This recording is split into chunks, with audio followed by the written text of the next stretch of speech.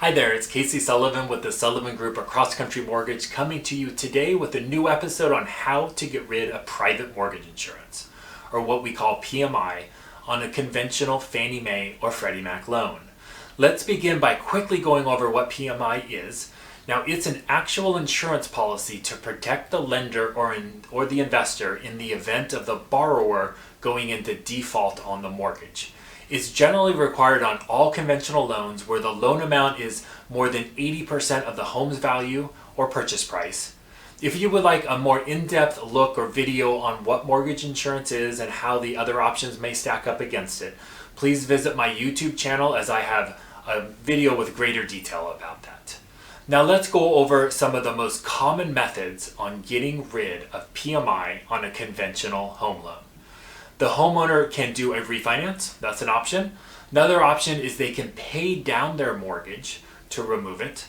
And the last option that's common is they can request it to be removed due to the current home's appreciated value. Now I'm going to go over these three options in a bit more detail. For the refinance option, it works when there's at least 20% equity in the home, meaning that the new home loan will not exceed 80% of the home's current appraised value. This option should be considered when mortgage rates are lower or when a different loan term is requested or wanted by the consumer, maybe a 15-year loan or a 20-year loan. During the transaction, we'd verify that the home's value is at least gives at least 20% equity. By having 20% equity, no PMI would be needed for a conventional loan during the refinance.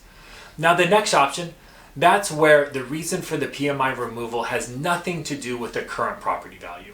It's purely based on how much has been paid on the mortgage versus the original value of the home.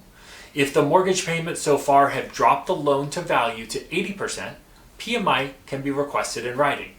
Now, if the homeowner is just asleep at the wheel and not paying attention, when the loan hits 78% of the original value, the PMI will automatically fall off.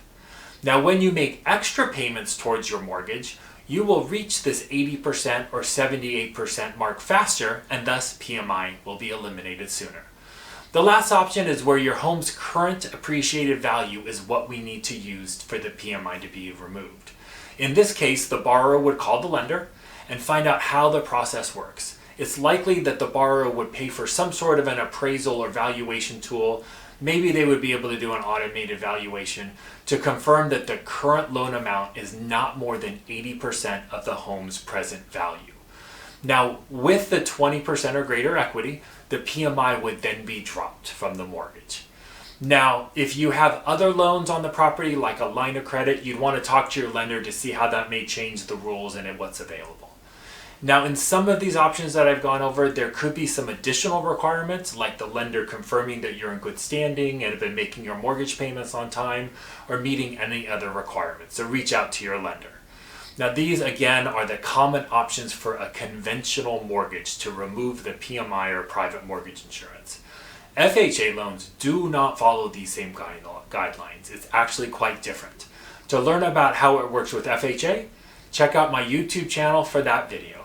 And as always, if you have any questions or would like to go over your specific scenario, please do not hesitate to reach out. You can call or text me at 925-395-4212 or email me at casey@thesullivangrp.com. And if you found value in this video, please feel free to share it with your friends, family, or colleagues. And I'm always here to help.